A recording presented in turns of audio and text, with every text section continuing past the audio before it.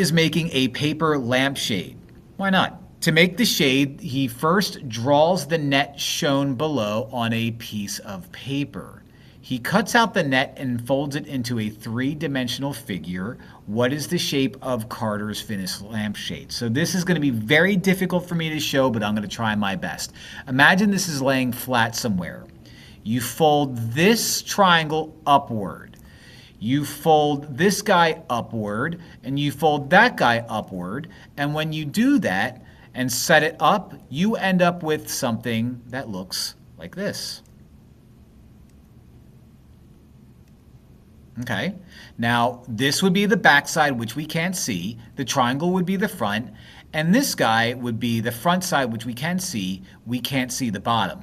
Now here's the other thing. You know what's missing? That.